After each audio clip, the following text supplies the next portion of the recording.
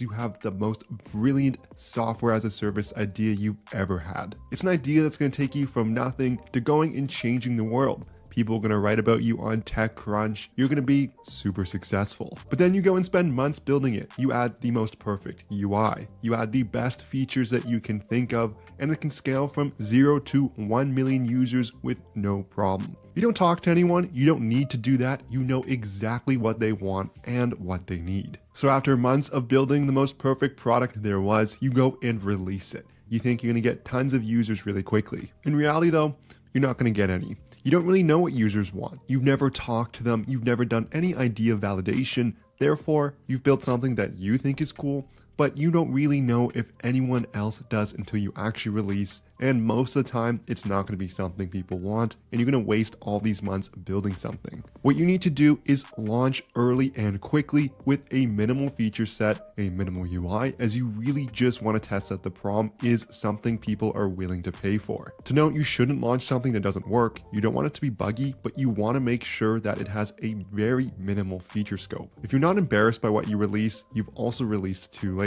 The problem I see many people having is they think there's some huge brand. Recently, I read Lost and Founder, and it was written by Randy Fishkin, who is the founder of Moz. He gives an amazing example on how they went and released a product that didn't have the right feature set. They wanted to release early as that's the status quo and what everyone tells you to do. And this hit them with a lot of negative reputation, and it took years for them to recover from this as the tool just wasn't what people actually wanted. And that may be your worst fear, but in reality, that isn't you. You don't have a huge brand to protect. No one really knows who you are. They don't have brand loyalty. They're not using your other products. So you can't really do any brand damage. This isn't your problem here. What you need to know is that if your product has any merit at all, are people willing to whip out their credit cards? Are they willing to go and actually pay for your service? And to know that, you need to release early. Mike Tyson is famous for many things. One of them is his quote that everyone has a plan until they get punched in your face. Your product needs to get punched in its face. It needs critical feedback, and it needs users actually seeing if it's something they'll actually pay for. If we take a look at the video game space, there's a famous example about a product called Second Life. And they thought they needed to have this feature where users could go walk around and move around the game. And this was going to be more realistic and more futuristic. But it was something that was going to take a long time and a lot of resources to build.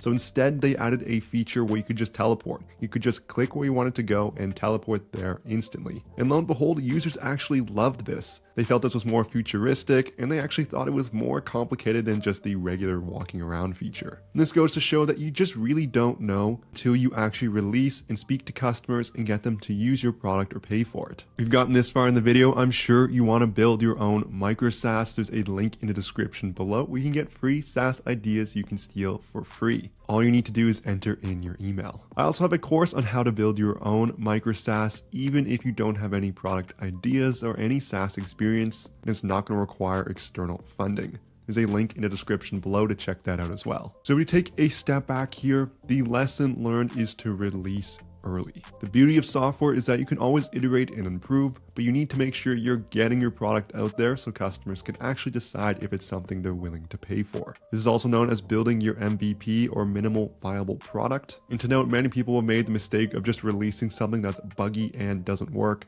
Don't do that here. It should be a way cut back scope, but it's got to work properly. Let me know below, how many months did it take you to launch your first SaaS product if you've done that? If you haven't yet, how long are you planning to build something? I'd love to hear from you. If you also like SaaS content, make sure you like and subscribe to the video below. I'm coming up with new SaaS videos all the time, so you don't want to miss out.